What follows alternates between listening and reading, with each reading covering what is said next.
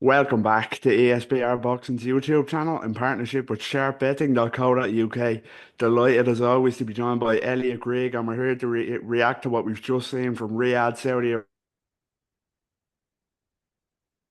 Arabia. An absolutely outstanding rematch between Artur BETERBIEV and Dimitri Bivol, which has seen Dimitri Bivol come out on the right side of a majority decision this time, but razor close and a phenomenal fight. Elliot, let's get straight down to business. Let's jump in. First of all, hope you're well. Yeah, what did you think of that fight overall? And most importantly, how the hell did you score that? Mate, there were a couple of close rounds in there, absolutely. I think first and foremost, it's important to say I think the right man won.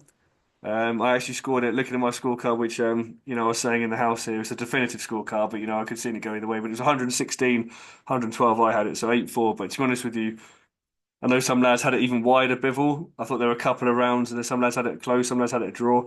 There were probably two or three rounds that was really hard to score, but I think the right man won. The right man got the nod in the end. So I'm not actually disappointed with the decision at all. I think it was a fair decision. And yeah, as long as the right man won, I was happy with it, to be honest with you. I thought the cards were good. Yeah, hard to disagree. It's such a close fight that I actually scored it a draw, but I still can't disagree with you that,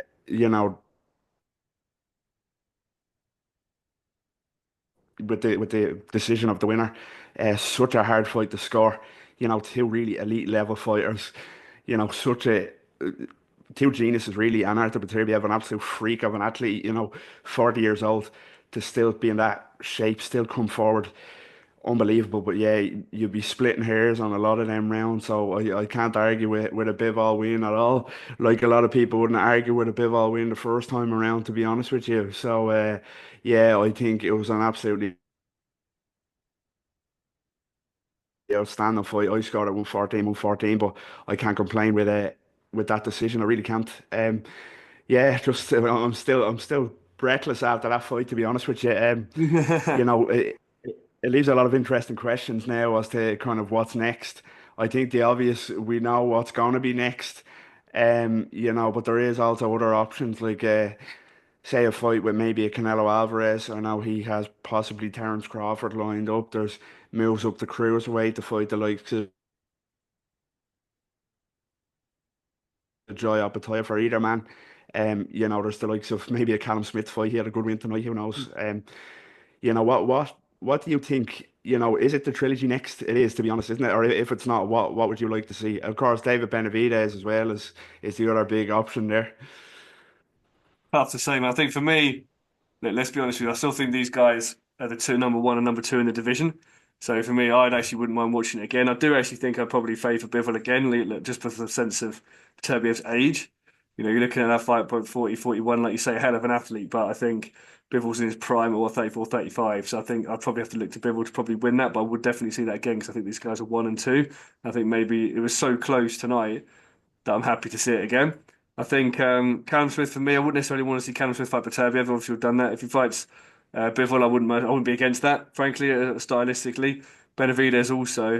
The Opetaya one for me, I think is a nice kind of fantasy fight. I don't think necessarily Beterbiev would be able to carry that weight as well up there either. I think we were going straight into that to cruiser to fight Opetaya to me would be too much at this stage. He wouldn't have a chance to go into the weight, grow into the weight, have like a tune-up fight at the weight.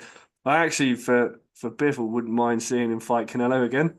I wouldn't even mind seeing Bivol maybe come down and fight him at super middle and see if he could sort of beat him down there. If he could boil down to that weight, I'd be intrigued to see that fight as well. So I think for me, really, I'd like to see the rematch.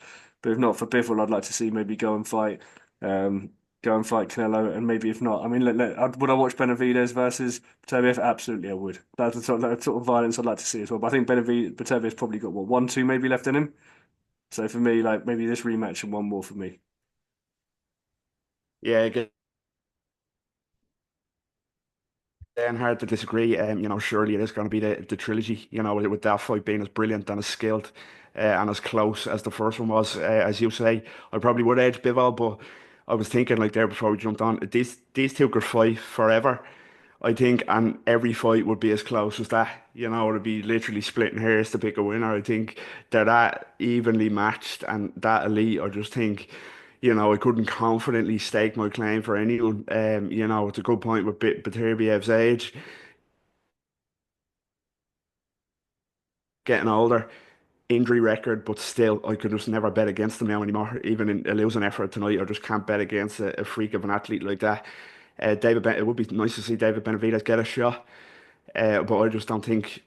I think I'm a big fan of David Benavidez, but I don't think he beats either Dmitry Bivol or Artur Beterbiev at this stage. And that there's no shame in that. But yeah, it's also a good point that you say about Canelo. You know, if Bivol can move down to fight Canelo, you know, he's not a massive light heavyweight anyway, so he could possibly move fight him. How would you see that going if it happened? A fight with Bivol and Canelo at super middleweight. You know what? At this stage of both men's career, I'd back Bivol. I really would. I think Canelo, hell of a warrior, had a lot of miles on the clock, though, a lot of fights, and I just feel like there's already, for me, kind of enough signs that there's an acceptance this is probably the final chapter in his career. And I think signing with Ridley season, the Crawford fight for me with Canelo doesn't really sit right either. Like bringing Crawford up 2 weights to sort of like to sort of dare to be great, as it were, shouldn't really. It doesn't really do much for me. Just for the simple fact they're two big names, and I feel like that's one out of the four that Canelo's kind of ticking off.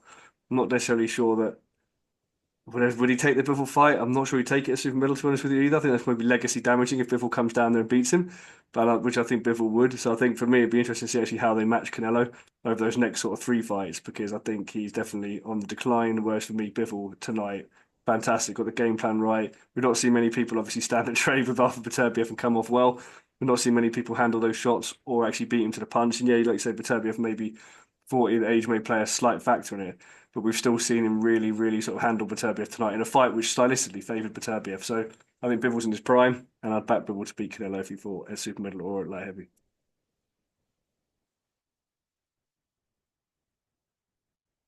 Yeah, great points again. It'll be interesting to see what happens after the inevitable trilogy, I suppose. Who wins that? You know, we've no idea. But yeah, that's all we have time for on this one.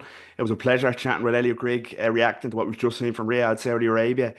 Dmitry Bivol has become the new undisputed light heavyweight champion following an outstanding fight against his big rival Artur Beterbiev in Riyadh.